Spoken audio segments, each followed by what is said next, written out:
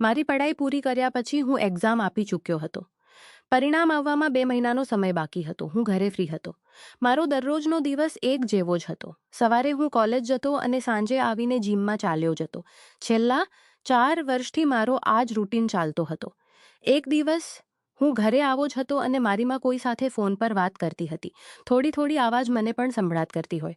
થોડી વાર પછી મારી પાસે આવી અને બોલી, "તને રેલવે સ્ટેશન સુધી જવું પડશે. તારા મામા અને મામી ઇન્દોરથી આવી રહ્યા છે. ટ્રેન 1 કલાકમાં સ્ટેશન પર પહોંચી જશે."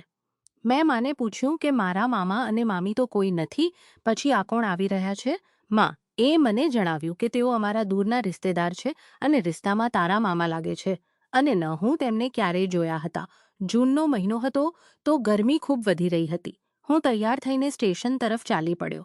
અડધો કલાક પછી હું સ્ટેશન પર પહોંચી ગયો અને ત્યાં પ્લેટફોર્મ પર ઇંતજાર કરવા લાગ્યો. માં એ મને તેમનો ફોન નંબર આપ્યો હતો, જેથી હું તેમની સાથે ફોન પર વાત કરી શકું. હું તેમને પહેલાં ક્યારેય જોયા ન હતા, તેથી હું ત્યાં જ ઇંતજાર કરતો રહ્યો. પછી ટ્રેન આવી અને હું ત્યાં ઊભો તેમને જોતો રહ્યો. આટલી ભીડમાં તે બંનેને ઓળખવું પણ સરળ કામ ન હતું, કારણ કે હું તેમની સાથે પહેલાં ક્યારે મળ્યો ન હતો. થોડી વાર પછી મેં ફોન કર્યો અને પૂછ્યું કે તમે બંને ક્યાં છો? તો તેમણે કહ્યું કે તેઓ સ્ટેશનની બહારની તરફ નીકળી રહ્યા છે. હું સ્ટેશનની બહાર જઈને ઇંતજાર કરવા લાગ્યો. ત્યાં ઘણા લોકો આવજા કરતા હતા. મારી નજર સામેથી આવતી સ્ત્રી અને એક પુરુષ પર જ રહી. મેં ફોન કર્યો તો તેમણે ફોન ઉપાડ્યો અને હું સમજી ગયો કે વહી મામા છે અને મામી તેમની પાછળ જ આવી રહ્યા છે. હું તેમની પાસે જવા લાગ્યો અને મામા મામી મારી સામે હું હેરી છું. મેં તેમને નમસ્તે કહ્યું અને કહ્યું હું હેરી છું. માં એ મને તમારા લોકોને લેવા માટે મોકલ્યો છે. મામી મારી આંખોમાં જોઈ રહ્યો છે ને? તો હું બોલ્યો. હા, હું મામીને જોઈ રહ્યો હતો. મામીનો રંગ સાવળો હતો. તેણે ટાઇટ જીન્સ પહેરી હતી અને ટોપ પહેર્યું હતું. પાછળ મામા તેમનું સામાન ઉપાડીને ચાલતા હતા. મામીના હાથમાં એક મોટો બેગ હતો તો હું તે લઈ લીધો અને ચાલવા લાગ્યો. હું મામી સાથે હતો અને મામા પણ અમારી સાથે જ ચાલતા હતા. મારી નજર મામીના શરીર પર જ જતી હતી. ભલે મામીનો રંગ સાવળો હતો, પણ તે ખૂબ જ સુંદર હતી કે કોઈ પણ તેનો દીવાનો થઈ જાય. ક્યારેક હું મામી તરફ જોતો, મંસ્કુર જોતો અને ક્યારેક મામા મારી તરફ જોતા. હું સ્માઇલ કરી દેતો અને મામી પણ મુસ્કુરાઈ જતી. અમે ગાડીમાં બેસીને ઘરે પહોંચી ગયા. ઘર પર માં તેમને જોઈને ખૂબ ખુશ દેખાતી હતી. હું મામા અને મામી સાથે બેઠા હતા. મારું ધ્યાન વારંવાર મામી પર જ જતું હતું. મારા મનમાં મેં મનમાં જ વિચારી લીધું હતું કે હું મામી સાથે મારી સગી મામી ન હતી. વાસ્તવમાં છોકરીઓના મામલામાં મારી કિસ્મત હવે ખૂબ સારી રહેતી હતી અને શરૂથી જ મેં વિચારી લીધું હતું કે મારે શું કરવું છે. બપોર થઈ ગઈ તો માં એ ખાણું લગાવી દીધું અને અમે બધા ખાવા લાગ્યા. હું હજુ પણ મામીને જ જોતો હતો. મામી પણ મારી તરફ જોઈ લેતી અને આવો જ દિવસ વીતી ગયો. હું રાત્રે ક્યારેક સૂતા તો હું નાહવા માટે બાતો પહેરતો, કારણ કે ગરમીને કારણે પરસેવો આવતો અને મને ખુજલી થતી. હું રાત્રે માત્ર એક નિકર અને ટી શર્ટ પહેરીને સૂતો. નહાઈને મેં તૌલિયું લપેટી લીધું અને બહાર આવ્યો તો સામે મામી આવી ગઈ. મને જોઈને હસવા લાગી અને કહેવા લાગી, "તું વિના કપડાના હસવા લાગી અને કેમ ફરે છે?" મેં કહ્યું, "મામી, બસ કપડાં પહેરવા માટે જ જઈ ફર્યો છું." મામીની નજર જાણે મારા શરીરને જ નિહાળી રહી હતી. હું મારા રૂમમાં ગયો અને નિકર તથા ટી શર્ટ અલમારીમાંથી કાઢવા લાગ્યો. ત્યારે અચાનક લાઇટ બંધ થઈ ગઈ અને આખા રૂમમાં અંધારું થઈ ગયું. મેં તૌલિયું ઉતાર્યું અને નિકર પહેરવા લાગ્યો જ હતો કે ત્યારે લાઇટ આવી ગઈ. મેં જોયું કે મામી રૂમના દરવાજા પાસે ઊભી થઈને મારી તરફ જ જોઈ રહી હતી. હું વિના કપડાના ઊભો હતો. તેમને જોઈને મને કંઈક થવા લાગી હતું. મામી મને જોઈ રહી હતી અને હું મામીને જોઈ રહ્યો હતો. 15 સેકન્ડ સુધી મામી મારી તરફ જોતી રહી અને મુસ્કુરાઈને અંદર આવી. પોતાનો બેગ ખોલ્યો, તેમાંથી પોતાનું તૌલિયું અને કપડાં કાઢ્યા અને બાથરૂમ તરફ ચાલી ગઈ. મારું હૃદય તરફ વળીને મુસ્કુરાઈ. પછી બાથરૂમ તરફ ચાલી ગઈ. મેં ઝડપથી પોતાના કપડાં પહેર્યા અને બહાર ડ્રોઈંગ રૂમમાં બેસીને ટીવી જોવા લાગ્યો. ત્યારે મામી બહાર આવી. ગુલાબી રંગનું નાઇટ સૂટ પહેરીને મસ્ત લાગી રહી હતી. નાઇટ સૂટ નીચેની બાજુથી થોડું શોર્ટ હતું, જેના કારણે મામીના ગોરાગરા પગ દેખાઈ રહ્યા હતા. મામી મારી પાસે જ આવીને બેસી ગઈ. મામી વાતો કરવા લાગી હતી કે ત્યારે મારા પપ્પા બહારથી આવી ગયા. પછી હું પપ્પા અને મામી ત્યાંનો ડ્રોઈંગ રૂમમાં જ બેસીને વાતો કરવા લાગ્યા છે. પછી પપ્પા અને મામી ત્યાં ડ્રોઈંગ બેસીને વાતો મામી પર હતું. મામી પણ મને જ જોઈ રહી હતી. થોડી વાર પછી અમે ખાણું ખાધું અને હું છત પર ટહેલવા માટે ચાલી ગયો. મામા પણ પપ્પા સાથે વાતો કરવામાં લાગ્યા હતા અને મામી સાથે વાતો કરતી હતી. મામા અને પપ્પા થોડી વારમાં બહાર ચાલી ગયા અને હું ઉપર છત પર જ હતો. ત્યારે મામી ઉપર આવી ગઈ. બસ આવો જ ટેલી રહ્યો હતો. મામી બોલી, શું કરી રહ્યા છો? પછી મામી મારી પઢાઈ વિશે વાતો કરવા લાગી. હું મામીની પાસે ઊભો હતો. મારી તો હાલત ટાઈટ થઈ ગઈ હતી. હું પોતાને છુપાવવા માટે એક તરફ વળી ગયો. તો મામી એ પૂછ્યું, શું થઈ ગયું મારા પ્યારા હેરી? મેં કહ્યું, હવે મને મારા પ્યારા હેરી કેમ કહો છો? મામીએ કહ્યું, તું મારો એકલો ભાંજો જ છો. મારી સાથે ફોન પર તારા વિશે મને માફ કરજો. મામીને કહ્યું, મામી મને માફ કરજો. મેં કહ્યું, જ્યારે લાઇટ બંધ હતી ત્યારે મેં વિચાર્યું કે ઝડપથી કપડાં બદલી લઉં. મેં દરવાજો બંધ નહોતો કર્યો અને અચાનક લાઇટ આવી ગઈ. પછી તમે આવી ગઈ. મારી વાત સાંભળીને મામી હસવા લાગી. પછી કહેવા લાગી, મામીથી શું શરમાવું? મામી ધીરે ધીરે મારી સાથે ખુલી રહી હતી. પછી મેં મામીને તે બંનેના લગ્ન વિશે પૂછ્યું તો મામીએ જણાવ્યું કે તે બંનેના લગ્ન તો વર્ષ પહેલાં થયા હતા. તેઓ ઇન્દોરમાં નોકરી કરે છે અને તેમનું કામ વધુ સારું ચાલતું ન છે. મેં બાળકો વિશે પૂછ્યું તો તેમણે વાત બદલી દીધી. મામી એ પછી મારી પાસેથી મારો ફોન નંબર લઈ લીધો. મામી એ મને કહ્યું કે તારા ખભા પર જે ટેટુ બનાવેલું છે તે મને ખૂબ ગમે છે. મને તે ટેટુ જોવું છે. મામીને કહ્યું કે તેના માટે મારે પોતાનું ટી શર્ટ ઉતારવું પડશે. મામીએ કહી દીધું, ઉતારી દો. પછી તું એટલો શરમાઈ શા માટે રહ્યો છે? મેં ટી શર્ટ ઉતારી દીધું. મામી મારા ખભા પર બનેલા સિંહના ટેટુને જોઈ રહી હતી. મામી ટેટુ પર પોતાનો હાથ ફેરવી રહી હતી. તેમનો સ્પર્શ મને અંદરથી બેચેન. મામી અનોઅંત કરંટ દોડી રહ્યો છે. મામીએ કહ્યું, હા, તારું શરીર તો ખૂબ જ ચુસ્ત અને દુરુસ્ત છે. તું જીમ જાય છે શું? મેં કહ્યું, હા. મામી બોલી, તારું ટેટુ ખૂબ સુંદર છે. તારા પર ખૂબ સારું પણ લાગે છે. મામી મારી નજીક એવી રીતે ઊભી હતી જાણે મારી પ્રેમિકા હોય. તેમની આંખોમાં મને અલગ જ કશિશ દેખાઈ રહી હતી. મન કરી રહ્યું હતું કે તેમના હોઠ પર ચુંબન કરી લઉં, પણ હું એવું કરી શકતો ન હતો. મેં કહ્યું, મામી. હવે હું ટી શર્ટ પહેરી લઉં છું? મામી બોલી. હા, જો તું મને એકલામાં પૂનમ બોલાવવા માંગતો હોય તો બોલાવી શકે છે. મેં કહ્યું, આવું શા માટે? તો તેમણે કહ્યું, અને તારી વચ્ચે વધુ અંતર નથી. વાત ફક્ત એટલી છે કે મારા લગ્ન થઈ ગયા છે. વરના હું પણ તારી જેમ પઢાઈ કરતી હોત અથવા પછી કોઈ સારી જોબ કરતી હોત. મેં કહ્યું, ઠીક છે પૂનમ, પણ સૌ સામે મામી જ કહીશ. અને તેમણે પણ હા ભરી દીધી. આવો જ ઘણમવાર બેસીને વાતો કરતા.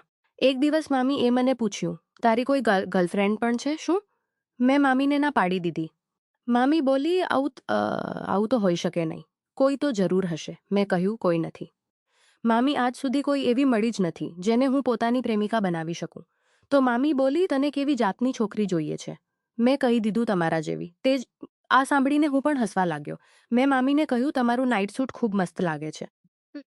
મામીએ કહ્યું, મારી પાસે બીજા પણ કપડાં છે. હું આવતા પહેલાં થોડા દિવસ પહેલાં જ ખરીદ્યા છે. હું તને નીચે ચાલીને બતાવીશ. મેં કહ્યું, ઠીક છે. પછી મેં એ નીચે બોલાવવા માટે આવાજ લગાવી દીધી. ચા પીવાનો વખત થઈ ગયો હતો. અમે બધા સાથે બેસીને ચાપમેચ બેઠી હતી. પછી મને લાગ્યું કે મારા પગની નીચે કંઈક ટચ થઈ રહ્યું છે. મેં થોડું નીચે તરફ ઝૂકી થઈને નીચે તરફ ઝૂકીને જોયું તો મામી મારા પગને પોતાના પગથી સહેડી રહી હતી. મેં પણ મારી તરફ જોઈને મુસ્કુરાવા લાગી. પછી સૌ પોતપોતાના રૂમમાં ચાલી ગયા અને મામી મારા રૂમમાં આવી, કારણ કે તેમનું કેટલુંક સામાન મારા રૂમમાં પડ્યું હતું. મામી મારી સામે ખુરશી પર બેસી ગઈ અને લગાતાર મારી તરફ જ જોઈ રહી હતી. કદાચ મામી મારી નજીક આવવા માંગતી હતી, પણ હજુ હું એટલું કંઈ કરી શકતો ન હતો. હું મામીને તેથી વધુ કંઈ પણ નહોતો કહી રહ્યો. મામી પોતાના બેગમાંથી સામાન કાઢવા લાગી અને મને પોતાના કપડાં બતાવવા લાગી. તેમના શોર્ટ્સ, જીન્સ, નાઇટ સૂટ અને મિની સ્કર્ટ ખૂબ મસ્ત હતા. મેં મામીને પૂછ્યું, તમે મિની સ્કર્ટ પણ પહેરો છો?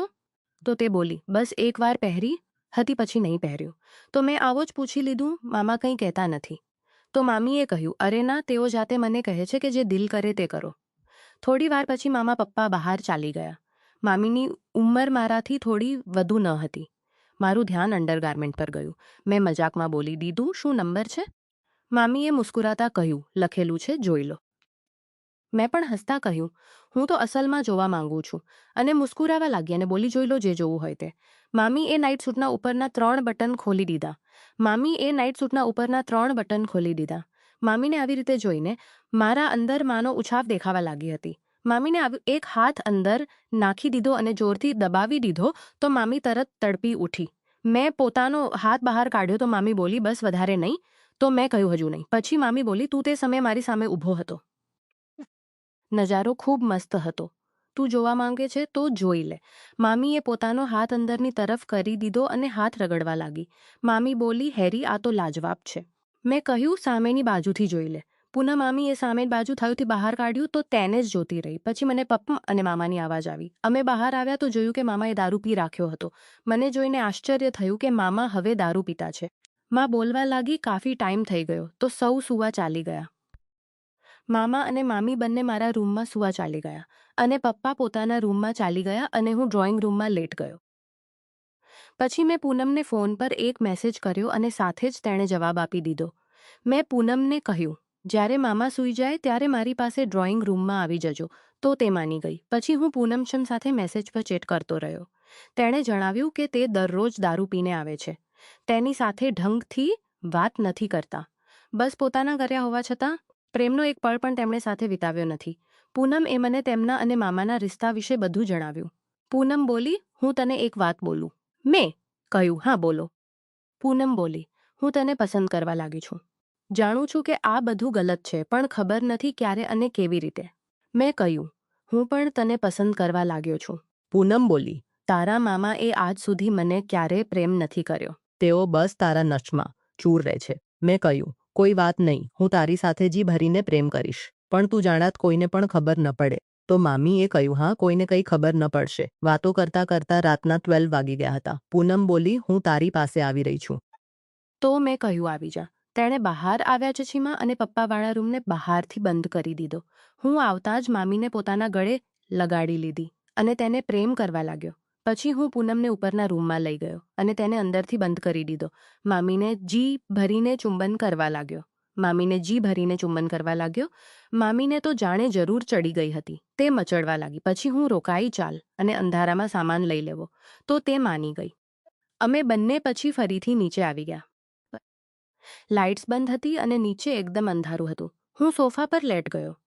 મેં કપડાં એક તરફ કરી દીધા અને પૂનમ મજા આવી રહી હતી. કાફી દેર સુધી તે આવી જ રહી હતી. મેં તેના બેસ સુધી તે આવી જ કરતી રહી. અને તેના બેસતા જ અમે એકબીજાની બાહોમાં લપેટાઈ ગયા. મેં ધીરેથી તેના કાનમાં કહ્યું કે તું ખૂબ જ કમાલની છે, ખૂબ જ મખમલી. પછી તે આંગળીઓનો જાદુ બતાવવા શરૂ કરી દીધો અને તે ઉછળી ઉઠી. તે મારી સાથે એવી રીતે લપેટાઈ જાણે પહેલાંથી જ મને જાણતી હોય. પૂનમનું આખું શરીર કોઈ ભઠ્ઠીની જેમ બળી રહ્યું હતું. અમે બંને પરસેવાથી નહાઈ ચૂક્યા હતા. પછી મેં પૂનમને પોતાના ગળે લગાડી લીધી. પછી મેં તેને તેના રૂમમાં જવા માટે કહી દીધું. મેં તેને કાલ માટે ટાળી દીધી. તે જવા નહોતી માંગતી. મેં તેને રૂમમાં મોકલી દીધી. પણ માટે સૂઈ ગયો અને સવારે ઉઠ્યો તો પૂનમ ફરીથી, પણ મેં તેને રૂમમાં મોકલી દીધી. થોડીવાર પછી હું સૂઈ જામાં રહેરી. મેં પૂછ્યું, કાલની રાત કેવી રહી? તેણે બોલી, ખૂબ મજા આવી. મેં કહ્યું, આજની રાત વધારે મજા આવનારી છે. પૂનમ મારી મા સાથે રસોઈમાં કામ કરવા ચાલી ગઈ અને હું નાહવા માટે ચાલી ગયો. નાસ્તો કર્યા પછી પપ્પા અને મામા કોઈ કામે બહાર ચાલી ગયા અને બોલી ગયા કે તેઓ સાંજ સુધી જ આવશે. ઘરમાં ફક્ત અમે ત્રણેય જ રહી ગયા હતા. પૂનમ એ માને પૂછ્યું, મને કંઈ પોતાની સાથે લઈ જાઉં? તો માં એ હા કરી દીધી. અમે 11 વાગ્યાની આસપાસ ઘરથી નીકળી ગયા. પૂનમ એક ટાઇટ જીન્સ પહેરી હતી અને ડીપ નેક કટનું ટોપ પહેર્યું હતું. મેં પૂનમને પૂછ્યું, તને શું લાવવાનું છે? તો તેણે કહ્યું, મને તારી સાથે બસ દિવસ વિતાવવાનો હતો તો સામાનનું બહાનું કરવું પડ્યું.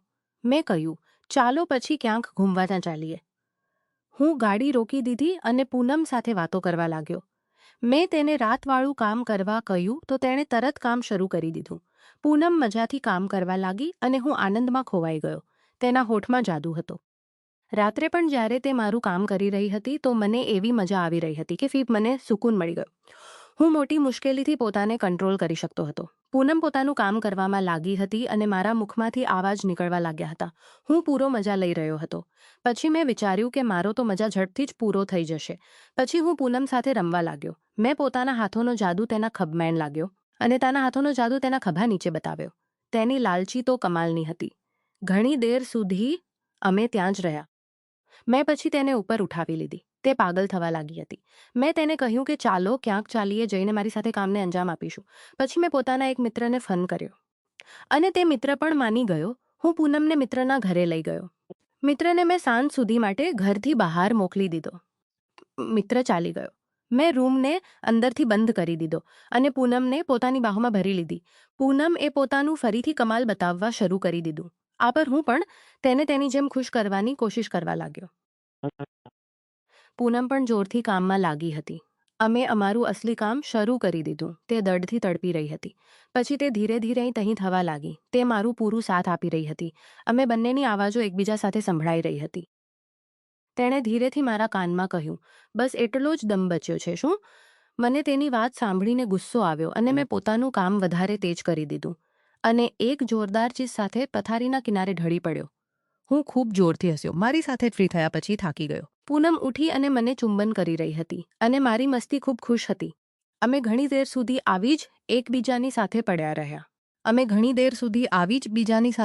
અમે બજાર ગયા અને પછી સાંજે ઘરે પાછા આવી ગયા. ઘર પર રાત્રે જ્યારે પપ્પા અને મામા આવ્યા ત્યારે તેમણે જણાવ્યું કે મામાને પત્ની સાથે પોતાના ઓફિસમાં લગાવી લીધા છે અને હવે તેઓ અમારી સાથના કેટલાક ઘર છોડીને ત્યાં જ રહેવાના છે. બસ મારી તો ખુશી થઈ ગઈ. બીજી તરફ પૂનમ ખુશ રહેવા લાગી હતી. બસ મારી તો ખુશી થઈ ગઈ. બીજી તરફ પૂનમ મળી ગઈ હતી અને પૂનમને પણ તે રાત્રે ફરીથી મેં ખાણું ખાધા પછી પૂનમની નીચે અલગ સુવા દીધી અને રાત્રે સૌના સુજાય પછી છત પર પૂનમ સાથે રમીને મસ્તી કરી. વર્ષો વીતી ગયા. મને ખૂબ સારી નોકરી મળી અને લગ્ન પણ થઈ ગયા. પરંતુ પૂનમ સાથે ક્યારેક ક્યારેક મસ્તી કરવાનું ચાલુ રહ્યું. તેઓ બંને જાણતા હતા કે આ રહસ્ય ક્યારેય કોઈને ખબર ન પડવી જોઈએ. આ પસંદગીઓના પરિણામે તેમના જીવનમાં એક ગુપ્ત બંધન રહી ગયું, જે તેમને હંમેશા યાદ અપાવતું રહ્યું કે જીવનમાં કેટલીક ક્ષણોની તીવ્ર આકર્ષણ માટે કેટલા મોટા જોખમો અને જટિલતાઓને સ્વીકારવી પડે છે. પરિવારના વિશ્વાસ અને સંબંધોને ધ્યાનમાં રાખીને દરેક પગલું ભરવું જરૂરી છે, નહીંતર તેના પરિણામો લાંબા સમય સુધી અનુભવવા પડે છે.